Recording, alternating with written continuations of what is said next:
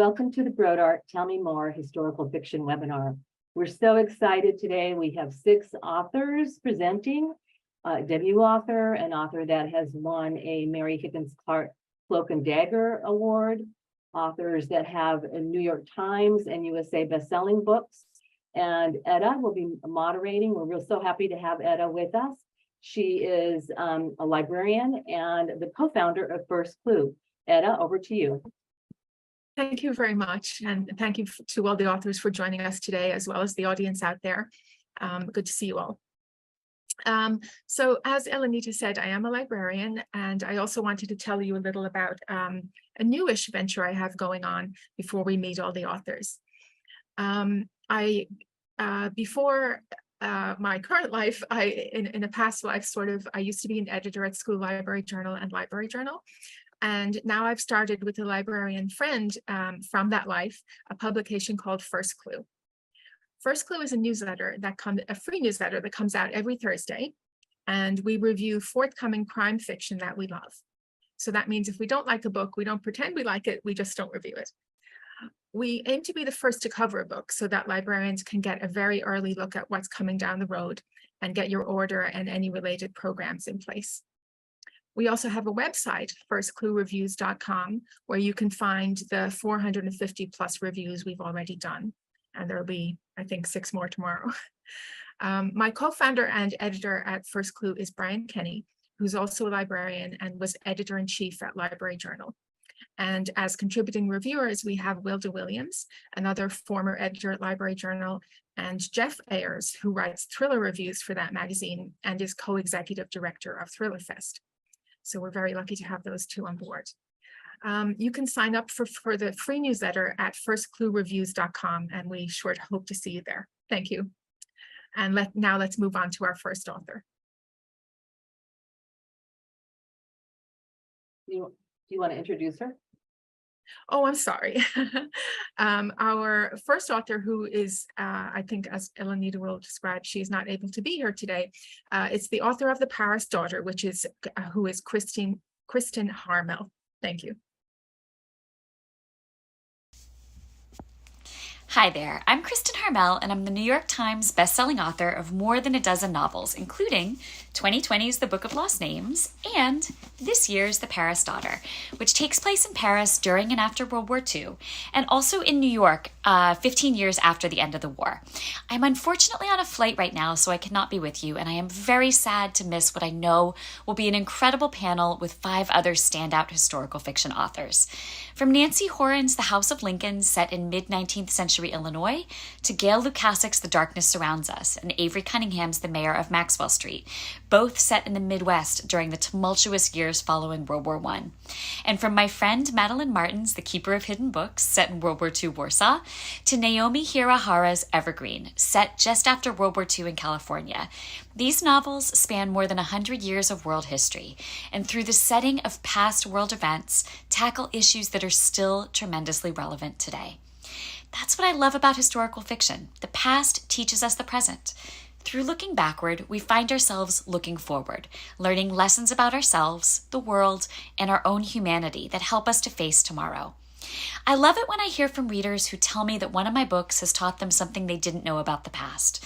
And I love it even more when they say they learned something about themselves that will help them to live a better future. And I think that's the magic of fiction. And these 5 women you'll hear from today are all doing a tremendous job of bringing the past alive. Now, Elenita from Brodart asked me to share some thoughts about The Paris Daughter with you. So without taking too much of your time, and especially without taking time away from the wonderful conversation I know you'll have with Madeline, Avery, Naomi, Nancy, and Gail, here goes. So I had the initial idea for The Paris Daughter while researching The Book of Lost Names. That book dealt, in part, with hidden children during the war, and in interviewing adults who had been hidden 80 years ago, and also in reading survivor testimony from hidden children, one theme kept rising to the surface. So many of them had such clear memories, even years and years later, of living under the threat of being bombed. That idea grabbed me and took hold. In thinking about civilians being bombed during World War II, I generally thought about those in England being bombed by the bad guys. But what about on the continent, in occupied countries, where it was actually the Allies trying to help? But because not all of the bombs hit their intended targets, innocent people died. For me, it was an interesting topic to dig into, and that led me down the path of thinking about what I, as a mother, might have done if my children were in danger during a war and my options were few. So that was the seed of the idea for the book, which is about two mothers, two daughters, an Allied bomb that falls where it shouldn't in the suburbs of Paris, two families torn apart forever, and a storyline that picks up 15 years after the end of the war, where a chance encounter sets the two mothers on a collision course toward each other once again, forcing old mysteries to the surface and leading to answers that will change everything forever. Now, one of the characters, Juliet, is a bookstore owner. There comes a time in the book where she clings to that bookstore like a life raft. But before the war, and during the war's early years, that bookstore was a sanctuary, a place of peace and solace, as bookstores the world over are for so many of us who love books. The other main character, Elise, is an artist, and it was a challenge for me to make her a woodcarver, an art medium I knew little about. But I liked the idea and the symbolism of bringing to life a piece of wood which was once alive itself. Kind of like giving the wood a second chance to discover a second life, a second act, which Elise and Juliet must find in the book too, after they face loss. So Elenita also asked about the writing process, and I hope that today the other 5 authors will talk about that too, because I think that there are as many different ways to write a book as there are authors writing. I co-host a weekly web show and podcast called Friends in Fiction with fellow New York Times bestselling authors Mary Kay Andrews, Patty Callahan Henry, and Christy Woodson Harvey. And each week we host different authors on the show, all of whom seem to have a slightly different way of writing. Some write in longhand and then type their stories out. Others, like me, can't read their own handwriting. Some, who we call pantsers, fly by the seat of their pants, making their stories up as they go. And some are plotters, writing out outlines that see them through the book from beginning to end. I'm a plotter, and I always have been. I start with research, then I write an outline, then I do some more research, then I write the first draft, and then I do still more research to fill in the blanks before setting it aside for a few weeks and coming back to printed out pages for a full edit. The whole process takes me about a year. Now, Henrietta sent a couple of great questions too, so I'll try to answer those. She asked first about writing a wartime story that centers on women. Great question, Henrietta. I've been doing that for more than a decade now, starting with The Sweetness of Forgetting in 2012. Here it is. And I think that the majority, here's The Sweetness of Forgetting, I think most people writing about World War II today are doing that. For so long, when a World War II story appeared in book or film form, it was typically about men doing something on the battlefield. And that story is still very appealing. But the fact is, the war was won in part by civilians whose stories were not often told until the last decade. And many of those civilians, particularly in organizations like the French Underground, were women. I think that those of us writing about women in wartime now are shining a light on heroes that history had overlooked for too long. And in writing about women who stepped forward to do extraordinary things, often with no training or qualifications, it's a constant reminder that all of us have the ability to be extraordinary in times of difficulty or darkness. Henrietta also asked about walking the line between staying realistic and portraying hardships and keeping the overall story of the Paris daughter uplifting. It's a great question, and my answer is pretty simple. I think that in life itself, hope and despair are two sides of the same coin. We will all walk through valleys of darkness, but it's the way we find our way back to the light that defines us. Sometimes that's a very difficult thing to do, but we all have the ability within ourselves to find hope, even in the most impossible situations. And I think that sometimes it's only when we find ourselves in the deepest darkness that we discover that well of light that has been there within us all along. I hope that's a message you find not only in The Paris Daughter, but in all of my novels. So thank you to Henrietta and Elenita for the great questions. Gail, Nancy, Naomi, Avery, and Madeline, I am so sorry I will miss speaking with all of you. And to all of you out there who are involved with libraries, thank you. Books are essential doorways to other lives, other worlds, other experiences. And you are the protectors of those magical gateways, which help us all to be better and happier people. We need you now more than ever. Thank you for helping the 6 of us authors and authors all around the world reach readers. And thank you for helping readers to find the books they need to make their own lives bigger, brighter, and better. I hope you have a great chat today.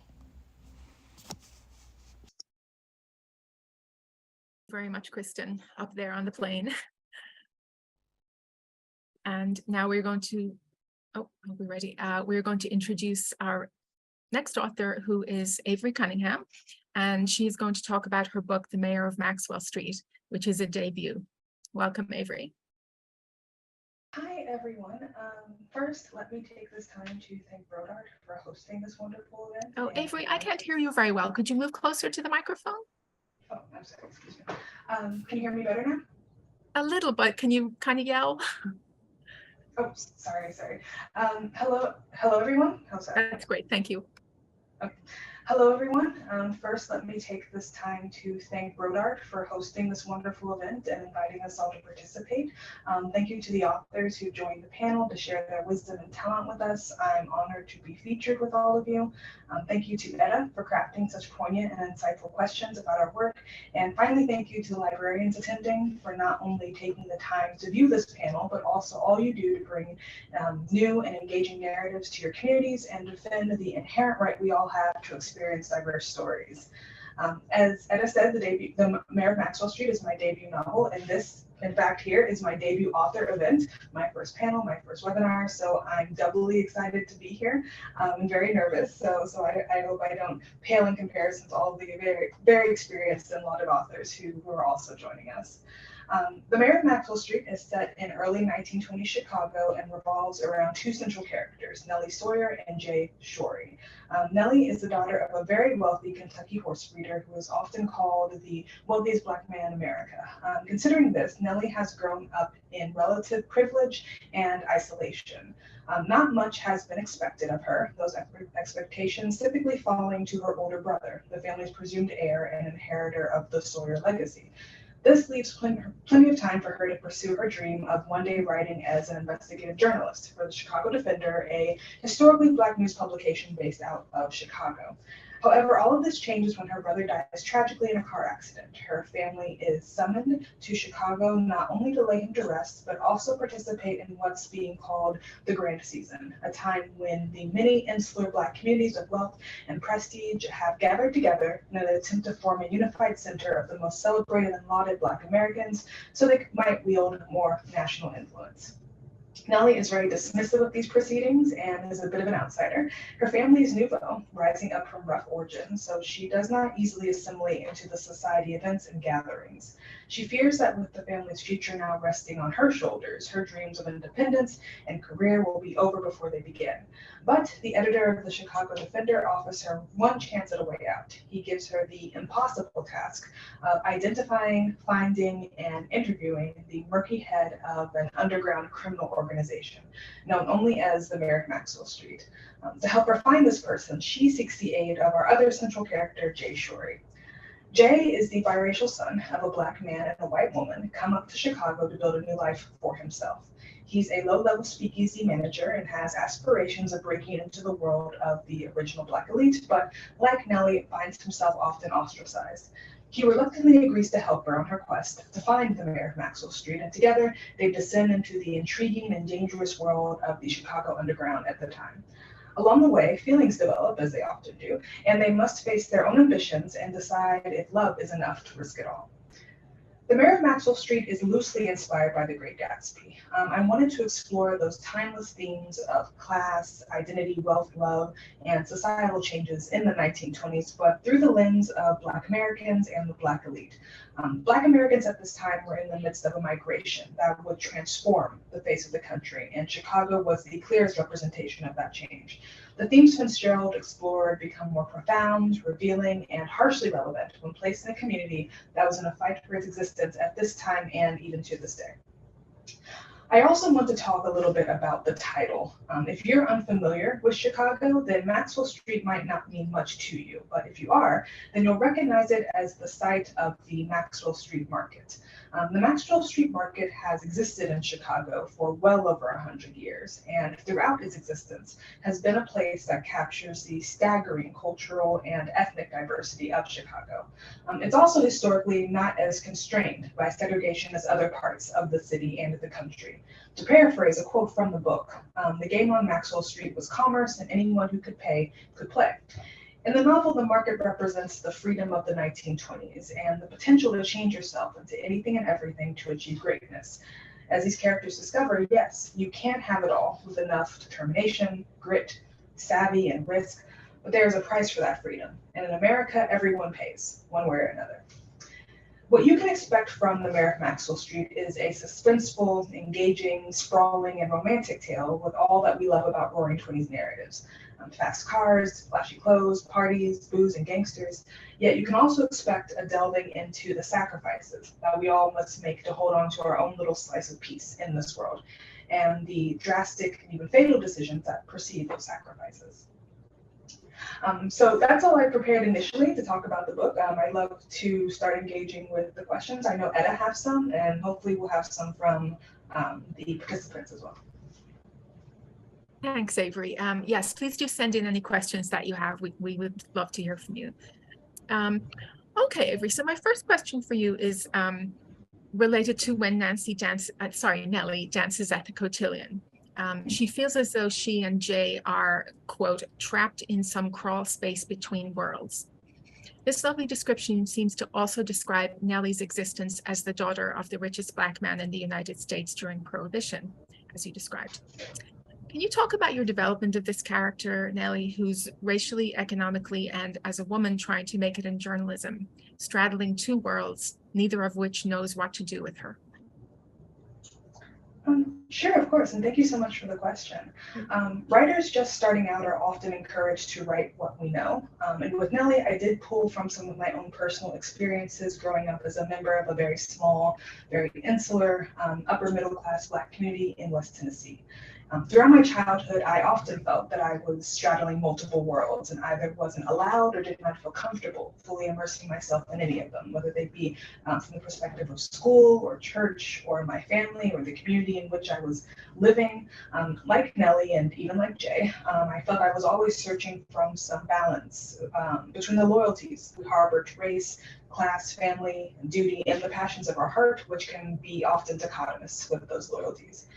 This characterization of Nellie also ties back to some thematic elements of Gatsby. To quote, I was within and without, simultaneously enchanted and repelled by the inexhaustible variety of life. As I grew and connected with others throughout my adulthood and my young adulthood, I realized that many young Black Americans raised in similar environments dealt with similar feelings of being trapped or excluded in a deeply personal way. The chance to explore those experiences and the impact they can have on us emotionally was really one of the most enriching aspects of this novel. Thank you. And I have to say, I didn't, when I read the book, it somehow didn't twig with me that it was, sort of in parallel to The Great Gatsby, but now it seems very obvious. And no, that's good. It's not obvious. So I'm glad that it's more thematic than that. Well, it's interesting. Now I'll be thinking back about the parallels and the differences and similarities. So I have another question. Can you tell us about your research for this book about rich Black people's lives during Jim Crow? Was it hard to find narratives about that experience? Not truly. And then I'll talk a little bit about not just the perspective of rich African Americans, but just all African Americans in general. It was soberingly easy to find narratives that brought forth that experience. The documentation on how Jim Crow brutally and systematically abused Black communities throughout the South and throughout America truly is fast.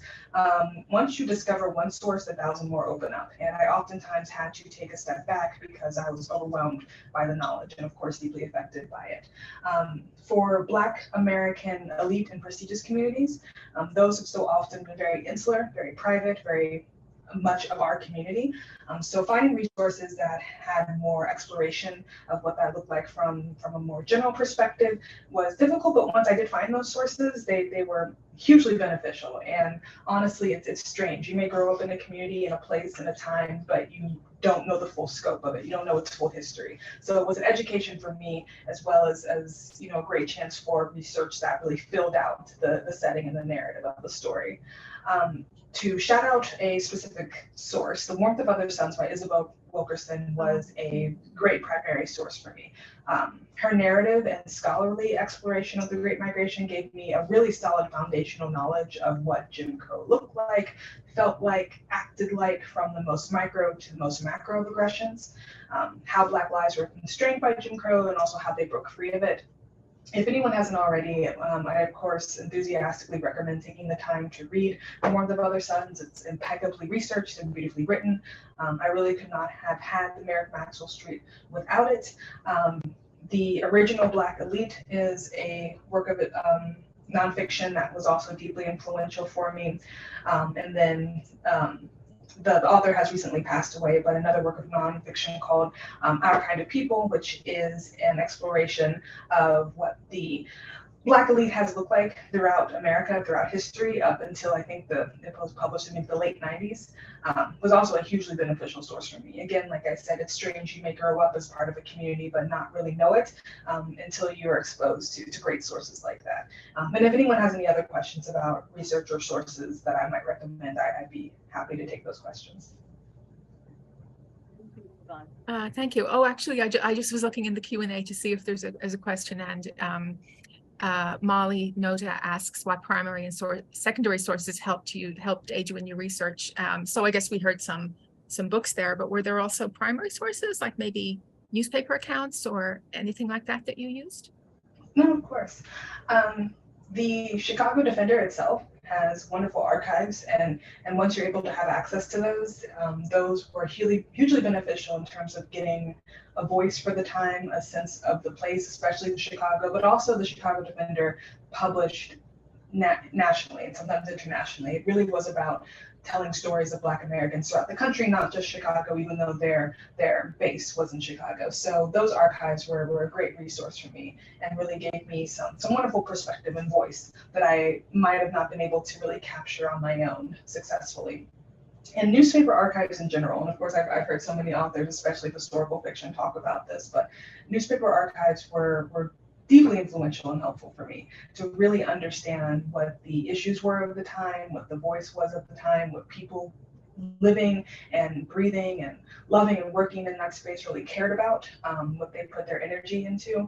So Chicago Defender is one of my main sources, but in general, any newspaper archive I could find was great for me and was a huge help to me. Let's see, I don't want to misquote anything. Black Past is another source that was really helpful. It's a website that details so many Black Americans historically and their influence and their bios and their legacies. That was a great kind of first stop for me when I was trying to really fill out the cast of this novel. There are a lot of cameos from individuals who are actual members of these historical societies and had some historical influence. So that was a great stop when I was trying to be sure I was representing people, whether the actual historical figures or interpretations of those figures to the best of my ability in the loyalist way possible. But those are a few to think about. I don't again want to misquote. I may think of a few more and post them in the chat while we're talking. Okay, thank you. I'm getting all kinds of ideas for the librarians out there now who could do maybe a book club on these things. Like this, the Mayor of Maxwell Street would match up great with Isabel Wilkerson's The Warmth of Other Suns, like you were mentioning, but also her more recent cast. Definitely plays a role here where I'm about to say Avery, sorry, Nellie is definitely in a separate cast from many of the other African-American characters in the book. So I think the ideas there would play well too. And if anybody has that book club, please invite me. All right, but thank you very much, Avery, for those comments and introducing your book. And next we are moving on to Naomi Hirahara, who is the author of Evergreen. Naomi. You're muted. Hello, everyone. It was so wonderful to hear of Avery's book, and I think there's a lot of parallels of what I'm trying to do with these two books, Clark and Division, and the follow-up Evergreen.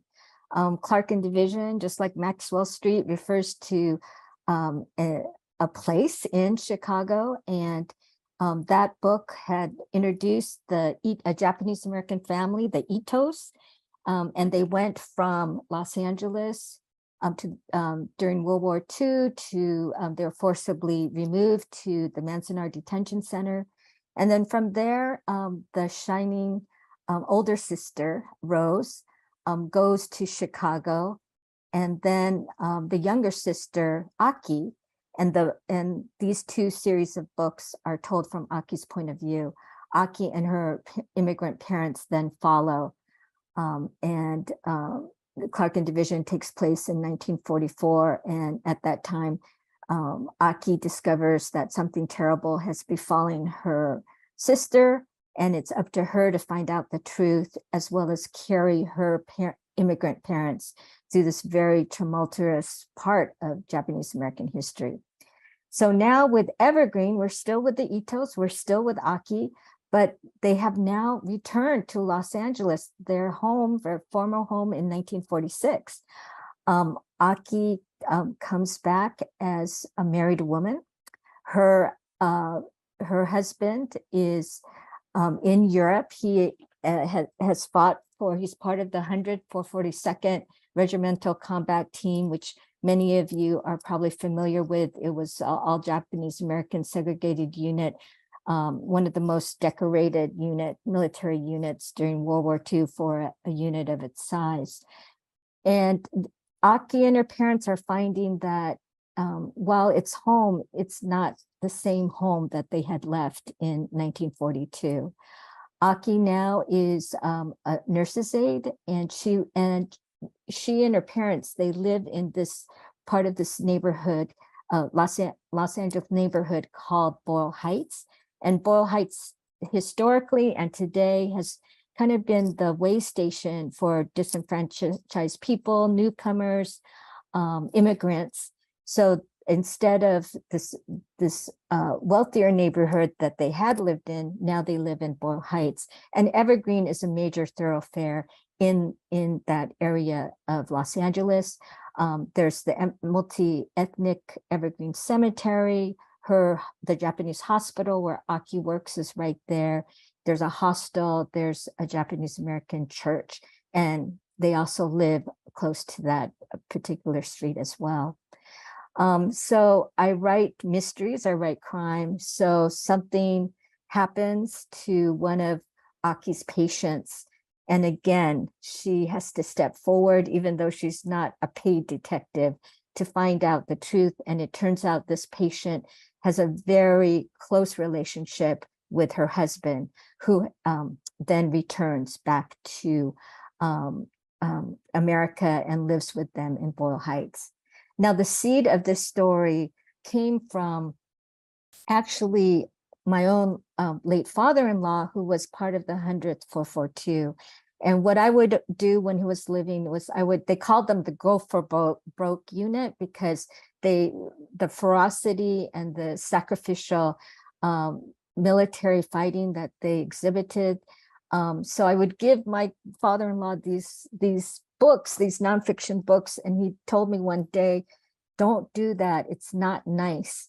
And I was just mortified, like, what had I done? And it dawned on me that while we do celebrate what this particular unit did, that there was a huge price that these Japanese American soldiers had paid. Many of them had gone to war to assert their patriotism, and there were a high number of fatalities and casualties. My own father-in-law had been wounded and wore a knee brace his whole life. So with Evergreen, I'm examining what they called shell shock of these soldiers, and it's kind of a tale that's not often the heroics are told, but not the sacrifice and emotional toll that these men had experienced. Another thing I'm looking at is diaspora and people moving, from one place to another. So things that Avery was just talking about. During World War II, Little Tokyo area, which is right next to City Hall, it was empty, right? Because Japanese Americans were taken from that area. And now during, there was a new influx of defense workers from the Deep South, Black Americans, and they needed a place to live. But, because of racial covenants, most areas in Southern California were not welcoming of these newcomers. But then the authorities kind of pointed to this empty part of Los Angeles and said, hey, why don't you all live there? And so Little Tokyo during that period of time became what they called Bronzeville, again, a term that we associated with Chicago. And there were, it was pretty crowded, and people had shifts all 24/7. And they had these jazz clubs, these breakfast clubs, and they would, be playing, serving pancakes, and there'll be music. And there were so many, Charlie Parker and Lucky Thompson, and even Miles Davis were some of the people who performed. So Evergreen kind of looks at these intersections. It wasn't always smooth going, but everybody has the same intention. They want a better future for their children. And it's kind of looking at all these various communities, including the Jewish American community in Boyle Heights. At one time, they were that was the largest concentration of Jewish Americans on the West Coast. And then during World War II, they were deemed like white. They were non-whites before. So they left Boyle Heights to other parts of Los Angeles. So it's really kind of a fascinating history. It's Clark and Division was more difficult for me to write because I'm not a native Chicagoan. I don't have a sister. But Evergreen really, I kind of poured out my experience of working at, again, Avery mentioned the ethnic newspapers. My career was at the Rafu Shimpo newspaper in Los Angeles. That's the biggest Japanese American newspaper in Los Angeles. So just all of these things are kind of melded and part of this book, Evergreen. So thank you. And I'm ready for any questions that you may have. Thank you, Naomi. I do have a couple of questions. So we reviewed Evergreen and First Clue back in January, I think. And our review noted that you portray a generational difference as part of the estrangement that's the central theme of the novel. Aki and the other young characters in Evergreen are different from their parents, very different, because growing up in the World War II camps had left an indelible mark. Can you tell us about writing that drifting, lost quality into the characters? Yes, of course. I think the camp experience, the detention camp experience affected Japanese Americans in different ways. One way was people felt like they had to throw away or any part of themselves that were Japanese. So that may include language or certain culture. And so as a result, the elders, we called them the Issei, the first generation. These were the ones who had worked and sacrificed, created these very lucrative farms all throughout the West Coast, but especially in California. They were the fishermen. They did so much actually to help the economy of the United States. And suddenly they're kind of stripped of all that power and influence. And now the new generation who are in their 20s, who are not, they're the ones who have to be the leaders of the community, while they're also dealing with the inner turmoil of trying to assert themselves as Americans, but also wondering like, why were they locked up in these camps without, any sort of trial or hearing? They're American citizens, yet this 2/3 of those who were in the camps were this population, the Nisei, the second generations are American born. So it's a great sadness. And I know when I worked at the newspaper, I was there during the redress and reparations movement. So many people talk with sadness about that first generation because they really felt the biggest loss, and many of them had not lived to see that the US government finally admitted that this was not the right thing or constitutional thing to do. Thank you. It sounds very tough. I also wanted to ask you about writing a novel that concerns what comes after. This novel is not about a major historical event, the war, it's about after that. So could you talk about that writing process? Yeah, I think for me, it was really because I actually write a lot of nonfiction. And one of the books that I did for Heyday with my friend Heather Lindquist was a book called Life After Manzanar. So that particular book for the librarians might be something you might want to acquire. I don't get any royalties from it. So it's just to let people know that might be a good resource for people. But I've also done things about camp itself. I've done exhibitions. So when it came to writing fiction, I felt like this after time was lent itself, and it's for different reasons. One is there's not as much documentation of people trying to rebuild their lives, whereas just there's a lot more government reports of what happened during the incarceration period. So that's one reason. And there were, people are people. And I think a lot of Japanese Americans, we kind of deal with the model minority myth and like, oh, these are outstanding citizens. Look how easily that they were able to transition from being, behind barbed wire and, really going to college and other things. But this community really struggled. And it's, I think, something that they did not want the public to know, or maybe even within their own families. Like, I think a big theme that comes out in our particular families is silence, that people don't want to talk. And there was so much fixation on, we want things better for the next generation. So we don't want to drag, in these things that we suffered.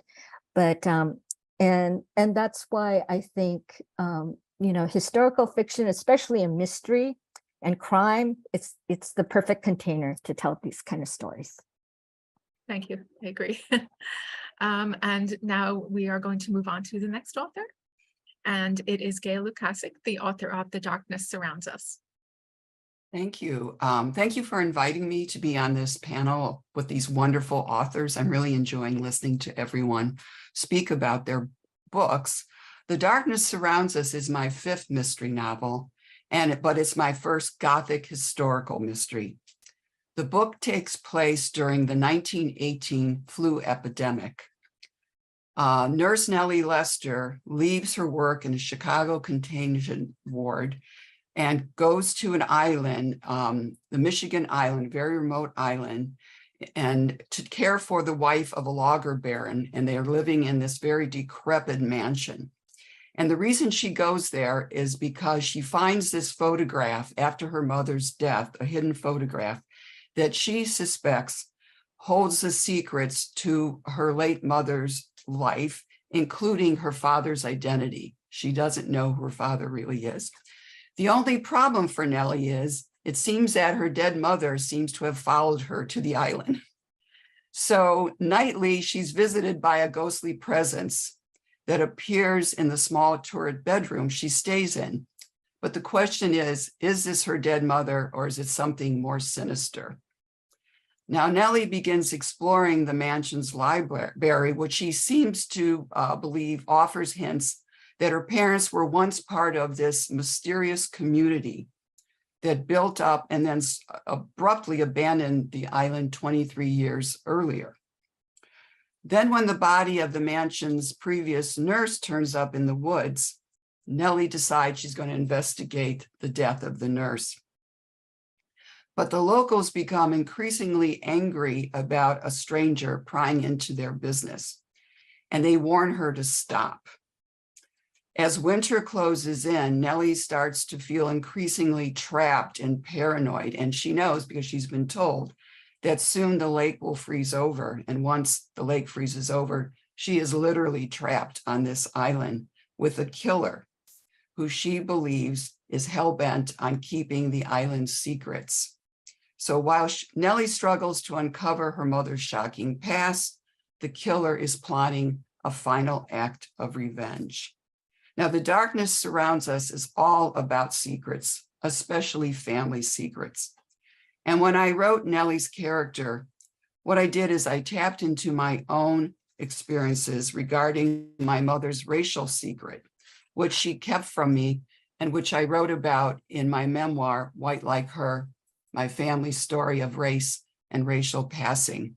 So what I did is I used my hurt and my frustration at not knowing the truth of my mother's, who she really was, and her keeping that from me. And I put that into Nellie's character. But the book really primarily is a mystery and a Gothic, and it's meant to haunt and tantalize you with all these wonderful Gothic elements. So I thought I'd also say a little bit about the inspiration. People have asked me, well, you probably were inspired by the COVID pandemic, right? That's why you wrote The Darkness Surrounds Us. Nope, that's not what happened. I actually started writing the book in December of 2019. And that was before COVID hit the US. And the reason I decided to write this book is that I've always been fascinated by the 1918 flu epidemic. I don't know why, maybe because my dad was born in 1918 and I thought, wow, that must have been so hard for my grandmother. She must have been so scared to be pregnant then. So that was part of it. And I had read a lot about the 1918 epidemic, how it started and all of that. But the other inspiration came from a 19th century religious community known as the Harmonites. And I don't know if anyone's familiar with the Harmonites, but they ended up landing in Indiana, Harmony, Indiana. And they're a fascinating group. And I've always been fascinated by these 19th century utopian communities. So that was my other inspiration for The Darkness Surrounds Us. Though, you know, as I said, the COVID pandemic didn't really inspire the book, but it certainly contributed to it. So, you know, it's the COVID pandemic is we're watching it on television, you know, in 2020, and we're watching all these healthcare workers on the front lines, what they're enduring, what they're having to put up with, how scary it was. And I took a lot of their experiences and I shaped Nellie's character with what I saw happening in front of us. So that's, you know, what I put into it. And, you know, today we would call what happened to Nellie that she has PTSD, but back then they didn't have that terminology, but she is definitely haunted, not just by this ghostly presence that's in her room, but by the patients in the contagion ward that she couldn't save. They really haunt her. And there's one in particular that really haunts her. So that's my inspiration. If you have any questions. Thank you, Gail. I do. I had actually been thinking that there was a COVID connection there, but now I understand there isn't. So my question is that the last couple of years, we've noticed an uptick in closed circle mysteries, kind of like a locked room mystery, but just a bit wider than that, a closed circle mystery, in which all the characters and suspects are in one place or largely in it, such as the scary house portrayed in your book. And those kind of books seem to contrast the comforting and the claustrophobic. Can you talk to us about what appealed to that kind of setting for you? Oh, yes. Well, because I was writing a Gothic mystery, I wanted to create a menacing, haunting atmosphere. And to me, what better way to do that than to set the book on this small remote island dominated by this decrepit mansion with a limited number of suspects. In this way, I could intensify the Gothic elements of claustrophobia, darkness, fear, and desolation. In this kind of closed circle setting that you refer to, there is nowhere for them to run or hide. They're trapped. They're trapped there. So by putting the characters in one place, the mansion and the small island, I could highlight their motives and their intentions, which in my mind made everyone appear suspicious and threatening because you're with these people all the time. The other reason I did that was It was a way for me to blur the lines between what's real and what isn't real. So that would intensify the supernatural. And I'm going to give you an example of something I did in the book that I had a lot of fun with. I'm sure many of you are aware that in the 18th and 19th centuries, that children died very young, and that if you had the means, you would have a portrait painted of your child. And there were certain symbols that would go like a butterfly. As you see, there's a butterfly on my book cover that would represent the transition from one life to another. So in the mansion, there is a death portrait of a child, and Nellie sees it the first night she's there, and every day she has to walk by it. But what starts happening to Nellie as she loses a little bit of reality in her life, she thinks that she's seeing the child in the portrait decompose. So every time she walks by, she sees the skin get a little looser, maybe the outline of the body isn't quite right. Well, this is all in her mind, but this is part of the Gothic that I wanted to create in making this mansion scary, a scary place. So that's why I chose that setting. Thank you. It definitely was creepy, the baby picture. But I would say to the librarians here that watching that, I think this will be a great foray into horror for any patrons who are looking to get a start on horror or supernatural books, but don't want to be too terrified on their first try. So I think it's good for getting their feet wet. Thank you, Gail. And now we're going to move to our next author, which is Nancy Horan, who wrote The House of Lincoln. Nancy, it's all yours. Hi, I'm so happy to be with you. Hello, everybody. And I'm fascinated by the books you're talking about, all of you. I, too, have written a book that centers in a place, as you described, Naomi. And also, I was interested in the town I grew up in, Springfield, Illinois, and Lincoln's place in it. Unlike a lot of books that are written about Abraham Lincoln, though, The House of Lincoln is not only about Lincoln himself and Mary Lincoln, but it's also about the community around Lincoln. It centers on 3 families that lived in Springfield. It covers 5 decades. It goes from 1851 to 1909. And it explores the world that Lincoln came from. He chose Springfield, Illinois as his hometown. He lived there 27 years, the longest he lived in any place. The last 17 years, he lived with Mary in a house at 8th and Jackson Street in Springfield, Illinois. And I grew up there. I thought I knew quite a bit about Abraham Lincoln. When we were kids, we would visit his house and learn about, various aspects of their lives in that house. We'd visit the kitchen and look at exotic kitchen implements and look at the outhouse in the back. And I think that interested me more than when I came to really understand what Lincoln had done when I was in high school. And we learned quite a bit about Abraham Lincoln, I thought. Certainly, he is revered in Springfield, Illinois. And if you go to the central area in downtown Springfield where the state capitol was, and that is really the center of this book, and that's where it starts in the beginning and ends. It is a place now that is devoted to bronze statues of Abraham Lincoln and his family. So the town reveres Lincoln. They did when I was growing up, and they still do. And rightfully. There was a piece of history, though, that was never taught to us, and that was about the 1908 race riot in Springfield, Illinois. It was a complete repudiation of everything that Abraham Lincoln stood for. And it involved a white mob attacking a Black business area and a Black residential area. It lasted 3 days. Two important, very respected Black men were lynched, and Black and white people were killed in the mayhem. And it led to the formation of the NAACP as a result of the extraordinary circumstances of the riot. There were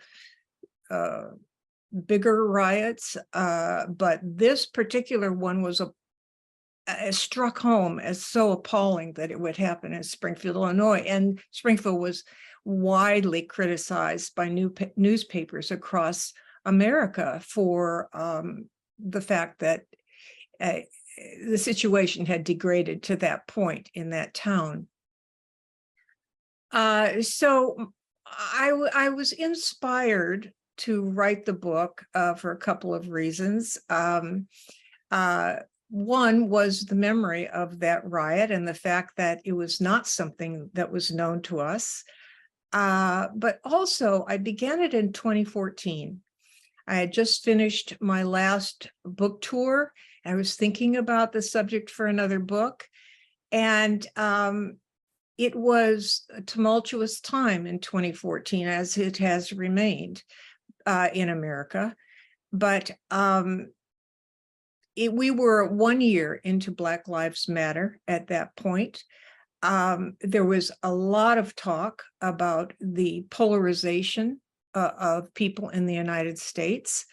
There was a lot of talk about the potential of another civil war happening in this country. That talk really disturbed me a lot, still disturbs me, because I think people don't know or remember perhaps about the horror of the Civil War. So that was a case where I just wanted to learn more about the Civil War. Well, what I learned is that if you combine all the people all the soldiers who died in the wars from the beginning of the Revolutionary War all the way through World War I and II, through the Korean War, that number was roughly equivalent to how many people died in the Civil War, 620,000 people. I felt that people should know about the Civil War somehow, and I wanted to understand it better. What led up to it? How did our time compare to that time? The things that were happening in society leading up to the Civil War we had in this country, and it was about race. The Civil War was about slavery. There are people today who will still say, well, it wasn't really about slavery, it was about states' rights or whatever. That's incorrect. It was about slavery. It always was about slavery. So, and with that, race in general. And so when I start a book, often it starts with a question. And the question I had in my mind was, how is it that we've come to this point all these years later that so many people died in the Civil War over the issues of race? And why are we still experiencing profound issues of race and race inequality in this country? So in telling the story, I really wanted to do it from the points of view of three families in Springfield, starting in 1851. And they are, first of all, the Lincoln family. And I tell their story from the point of view of Mary Lincoln. A lot has been written about the Lincolns, and I think that I just wanted to look at the inside of their personal lives at first. And so Mary saw the gem that Abraham Lincoln was before a lot of other people did, and she did a lot to support him in his career. And so Mary is attuned to the political scene that's happening in that town in the 1850s in the buildup to the Civil War. Another point of view character is an immigrant girl, and her name is Anna Ferreira.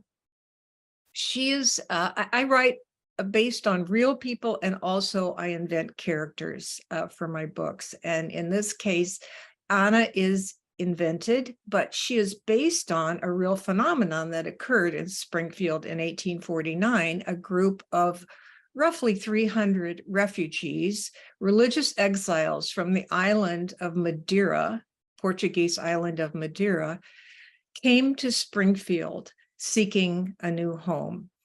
And they split between two towns in Illinois, central Illinois. They had been promised jobs with a hemp company in central Illinois, and a Protestant ladies group in Chicago, in New York City, helped get these refugees from Trinidad, where they had been living temporarily, and to America. And they were headed to central Illinois when the offer of jobs was withdrawn from this company. So what happened was Springfield opened their arms anyway and said, come here, we'll find a way.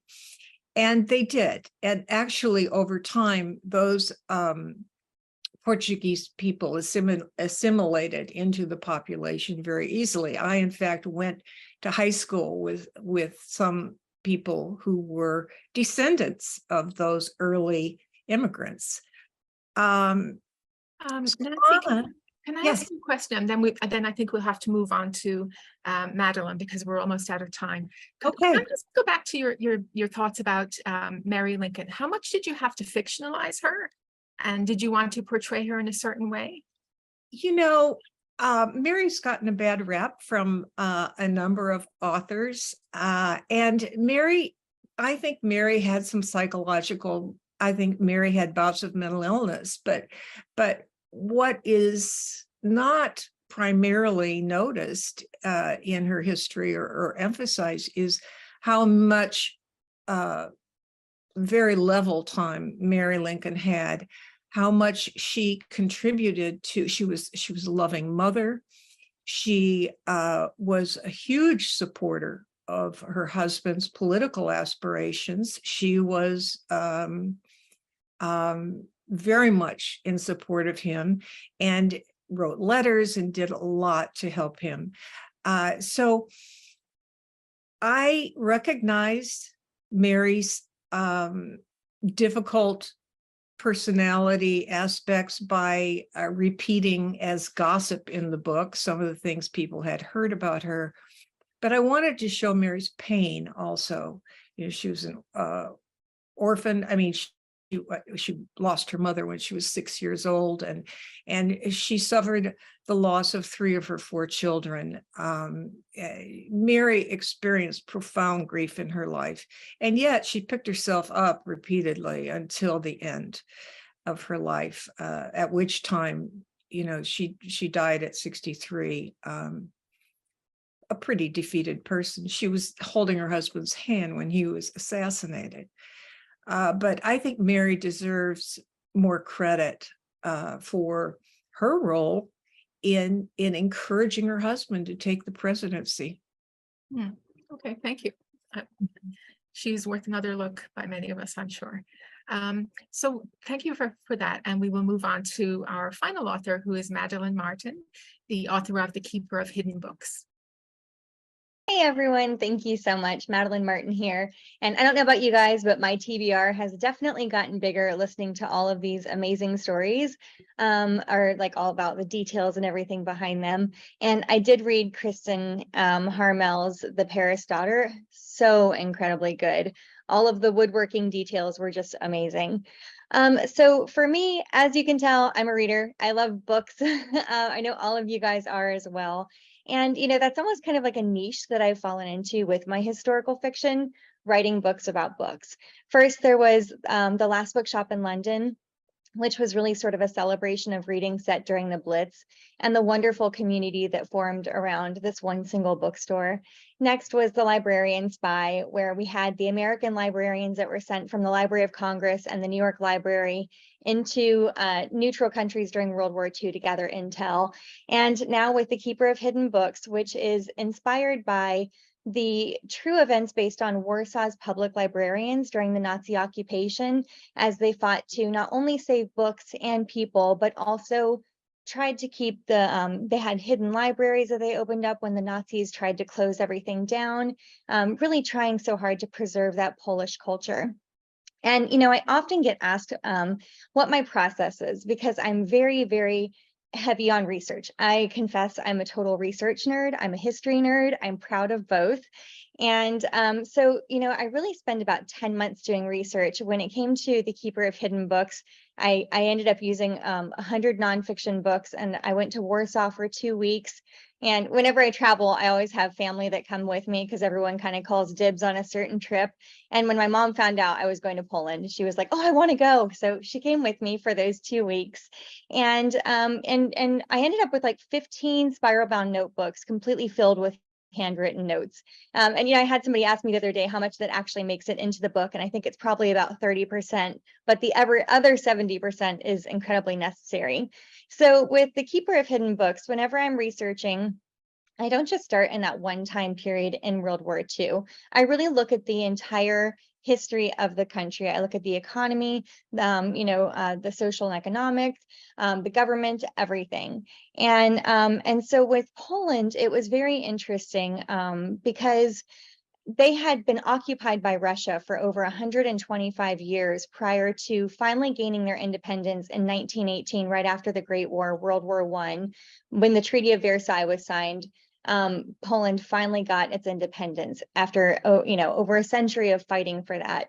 And they had only just celebrated 20 years of independence when the Nazis came in. After the Nazis came the Soviet Union until 1990. So really, my character, Zofia, was born in this very small pocket of freedom, which, these children were raised in this really unusual situation, being told all of these centuries of people who had fought for freedom and how fierce and brave the Polish soldiers were. And so when I was thinking about creating Zofia's character, I thought, oh, I definitely need her to be rebellious and a little fiery. And of course, she's a book lover. And I thought, well, what would a fiery, rebellious book lover do when you have a tyrant knocking at your door as far as your country goes? And I thought, she would definitely want to read banned books. So I have her starting to read books that Hitler doesn't want to have in Germany. And there's no better way to enjoy books than with friends. So she actually has created sort of like a clandestine a clandestine book club for her and all of her friends to discuss these books. And so I was in the process of writing this story. I was like halfway done. I was initially going to have 2 POVs. And then I found these incredible journals, and this is really where you'll find out, I'll tell you all about it, but I found these incredible journals from actual public librarians in Warsaw. And they were detailing out all of the incredible things that they were doing, how they were sneaking books underneath Nazi noses so that they couldn't be looted, so they could save them from pulping. This amazing hidden warehouse where they were keeping all of them, how they were having these hidden warehouses and these hidden libraries. And even inside the ghetto, people were even taking their own personal libraries and putting them into suitcases and bringing them around to people who didn't have any books with them. And there was even Basha Temkin, who opened something called Centos, which was supposed to be an orphanage center, but really it was a secret library. And it had these little shelves that would flip around, and it would have a dollhouse on one side, and the other side would have a row of books that were in Yiddish and Polish. And so, fighting for having these books was really such an important part of the story that I knew I was trying to kind of take shape. So I was halfway done with my book. It was 2 POVs. I found this incredible information. And I realized I had to start completely over. So I threw the entire thing out. It totally broke my heart, but I knew that I really was on the right path with this. And I ended up asking for an extra month, which I know we're usually not supposed to do with our deadlines, but I told my publisher, it's going to be worth it, I promise. So I started over from square one with 1 POV, having it just be Zofia. And, you know, I put the whole entire book together, and it ended up working out very well. First of all, because it's like when you're shaping a book, sometimes it's almost like an artist that has like their you know, their clay, their lump of clay, and you know the shape, but you're just trying to find it. And I feel like that was sort of me with this initial story. And it worked out really well, because initially my release date was supposed to be the 4th of July. Well, now my release date was August 1st, which August was yesterday. August 1st was yesterday. It's still August. And so August 1st happens to be the date of the Warsaw Uprising, the anniversary of the Warsaw Uprising. That's where 5 years of Nazi oppression is finally able to be fought back by the brave men and women of Warsaw. And it's such a huge deal that even in Warsaw today at 5 p.m. on August 1st, the entire city goes completely silent. And all of these alarms and sirens start to blare in honor of all of those incredibly brave men and women who fought to reclaim Warsaw. So, so I know we're kind of running out of time. So if anybody has any questions, I can answer those, but I wanted to keep it a little bit short and fast. Hopefully I did. Thank you. I did have just one question. I wanted to hear more about the real life librarian you mentioned in the book. I'm afraid to pronounce her first name, but last name is Berman. Yes, Basha Temkin Berman. Oops, Okay. I apologize. I'm on my laptop because I'm actually in a hotel and I couldn't figure out how to turn my do not disturb on. So Basha Berman Temkin, she was Jewish in Warsaw, and after the Treaty of Versailles was signed, there really should have been equality stated in the Treaty of Versailles. There should have been equality between Jewish people and Polish people. And unfortunately, as time went on, that was not the case. So the fact that she was Jewish and working in the Warsaw Public Library was honestly a very big deal. I mean, she was really an impressive woman. And so she first worked in the Warsaw Public Library, and then she ended up being fired when the Nazis came in, because they at one point fired all Jewish employees.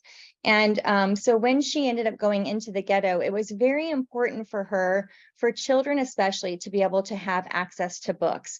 And so when she would bring in these books, you know, a lot of Jewish children only spoke Polish because there were a lot of assimilated families. And she really wanted to make sure that children were also learning Yiddish. So when these children would check out books at Centos, she would make sure they got 2. One was in Polish and one was in Yiddish. And so they would end up taking those books, and she would even try to teach them all Yiddish and everything. And eventually, before the ghetto was completely liquidated, she and her husband managed to escape. Not only did they escape, but she also continued to help other people escape as well. I mean, she really was just such a true and incredible hero. Thank you. She does sound amazing. Yeah. Well, thank you, Madeline, and thank you to all the other authors who joined us today. I really appreciate it. And I have a giant TBR now as well. Yes, thank you, everyone. And such an amazing group of authors and wonderful books. You can purchase your books from Brodart. If you want to contact any of the authors, let me know, and I will send it to their publicists, and maybe they'll show up at one of your libraries. This was a wonderful event, and I thank everyone for participating. And I love your passion and the love that you have for what you do. So again, thank you very much. I'm going to end the webinar. Thank you. Thank you.